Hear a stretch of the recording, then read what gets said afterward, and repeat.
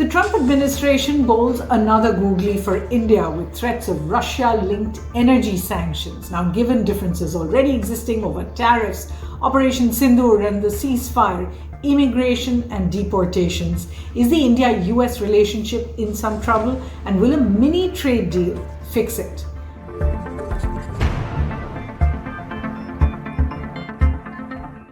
Hello and welcome. I'm Suhasini Heather and this is Worldview's 200th episode, so a special welcome for you.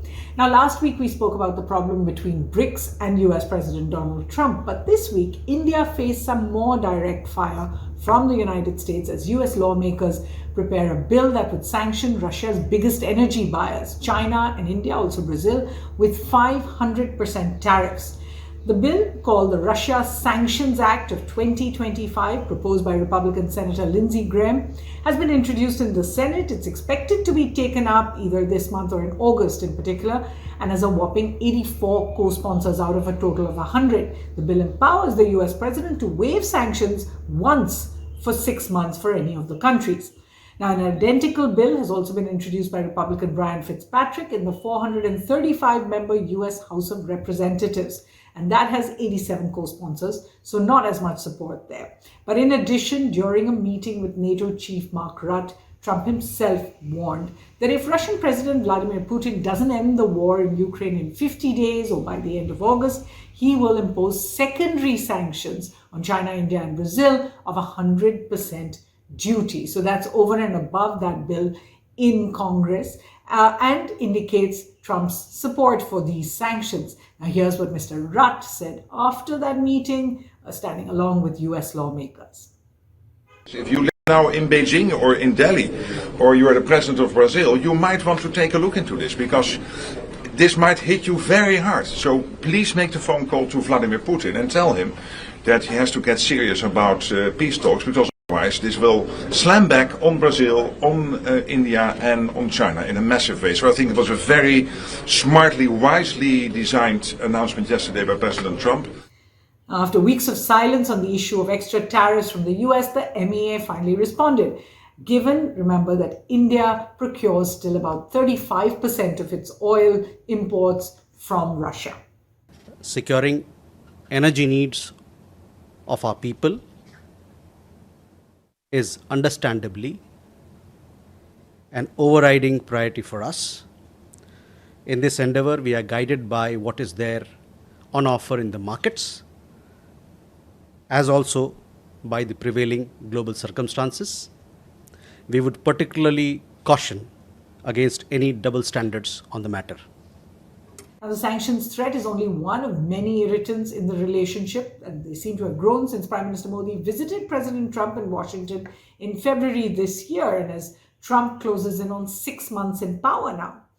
First, the clampdown on immigrants, the deportation of Indians, some shackle made for bad optics in the ties. The MEA has disclosed now that 1,563 Indians have already been sent back just in the past 6 months, and that's nearly double the numbers that were sent in 2024. Over the whole year, that's the amount, and about 5 to 6 times the numbers in the years preceding that. Second, the slowdown in issuing student visas and a high rejection rate, actions against foreign students in the US, notices of which 50% were sent to Indians, leading to visa cancellations. That's all having an impact on ties as well, and certainly in the trust factor between the two countries. According to one Financial Times report, 30% of Indian students who secured admissions in US universities have decided, in fact, to go elsewhere. The third, and this has been the big one in more recent months, is the US's contradictory and conflicting claims over Operation Sindoor. Mr. Trump, remember, has repeated more than 20 times that he used trade to pressure India and Pakistan into a ceasefire, despite complete denials at every level from India. This week, the US did finally designate the group, the TRF, the Resistance Front, that had claimed responsibility for the Pahalgam attacks, in which 26 were killed. But the delay in issuing that has been noted, particularly as the UN Security Council resolution in April, where of course America has a lot of power, didn't actually name the group. More disconcerting, the US's ties with Pakistan, which seem to be growing, and led Mr. Trump to host Pakistan Army Chief General Munir for lunch at the White House. Now, this was certainly a first, and what possibly hurt in New Delhi much more is it came just weeks after the Pahalgam attacks, where India accuses General Munir of having a role. Finally, the 26% reciprocal tariffs. Remember, they were announced in April. Those are still looming over India. And unless there is a bilateral trade agreement, a BTA or an FTA agreement within the next 2 weeks, or if Trump extends the August 1st deadline, those would kick in. Now, the good news is that this week, Trump actually said that US and India are very close to a deal. Indian officials saying it could come very soon. And Trump said it would be much like the agreement closed with Indonesia. But we will have full access into Indonesia. And we have a couple of those deals that are going to be announced. India basically is working along that same line. We're going to have access into India. And you have to understand, we had no access into any of these countries. Our people couldn't go in. And now we're getting access because of what we're doing with the tariffs. Okay, so the bad news from that comment is that Indonesia still pays 19% tariffs despite their agreement, and indicating that India too could face extra tariffs despite actually agreeing to an agreement, to that final BTA with the US. The second problem could be that Trump's reference to full access to Indian markets is significant because India has thus far pushed back on US demands for access to agricultural and dairy markets in particular, also genetically modified produce, vegetables and fruit, some differences over what is called non-vegetarian milk and milk products, cows that are put on a non-vegetarian diet, and others. Third, Indonesia has actually got this deal, but it has also committed to purchasing $15 billion in US energy, $4.5 billion in American agricultural products, 50 Boeing jets. So similar expectations could come from India as well for LNG and petrol deals, investments like the Tellurian one that was announced during Trump's first tenure and then went nowhere, and major purchases of US military hardware. In the face of all these differences in ties, what should one expect in the next few months? What are India's choices and what are the events to watch out for? So let's just give you 5. An FTA will be key to India-US ties in the next few months, as I said before August 1st. Any concessions or breakthroughs in the deal with the US will also either help or constrain India in its negotiations with the European Union, Australia, New Zealand, all of whom expect FTAs by the end of the year. There's also a review of the ASEAN FTA as well.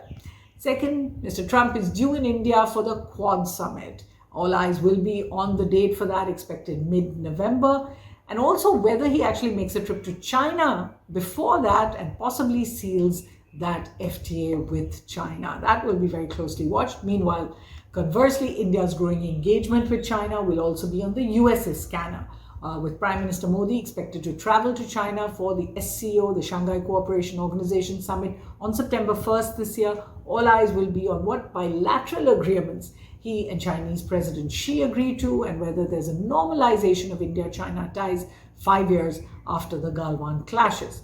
The fourth one, Russia's war in Ukraine could hold another clue.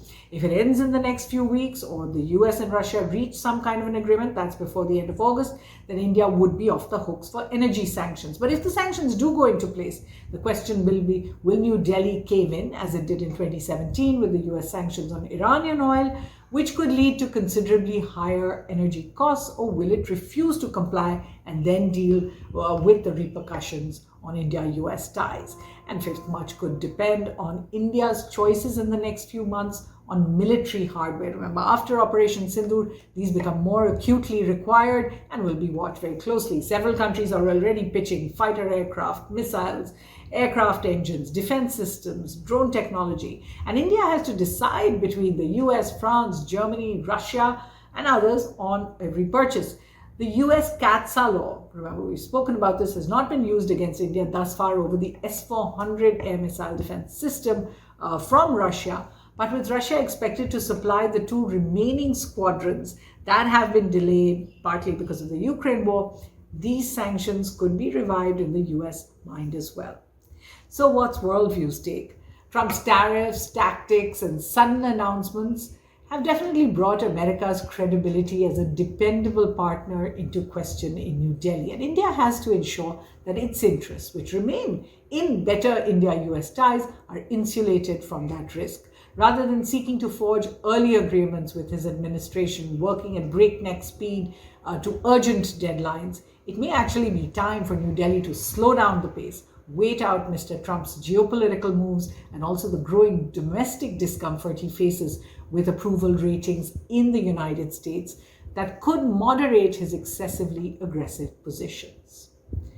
We have some Worldview reading recommendations as well. 2 papers actually on the US's expectations from India worth reading. One's called India's Great Power Delusions by Ashley Tellis. Another called How Can India Placate America by Milind Vaishnav.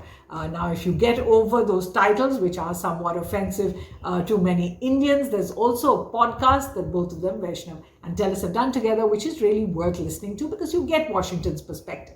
The second is a book called Missions, Mantras, Migrants and Microchips, a history of the India U.S. encounter from 1492 to the present. This is by Leonard A. Gordon. I've been waiting on this book because it's a particularly fat book, so I wanted to get through quite a lot of it before recommending it to you. There's another book called Secession of the Successful by Sanjay Baru. It's a different take on immigration to the United States and other countries and what India should do. And an older book called A Matter of Trust, India U.S. Relations from Truman to Trump by Meenakshi Ahmed. Now, speaking of trust, I wanted to end this 200th edition of Worldview with a special thanks to you, the viewer and the reader. It's because of your interest in Worldview and India's ties with the world that we bring it out each week, even when I'm on the road, whether it's at Mount Kailash, London, Moscow, Oslo, or Washington. So please do keep your comments and your requests coming in. They mean a lot to us and help with our planning. From the team at Worldview, thanks as always for watching.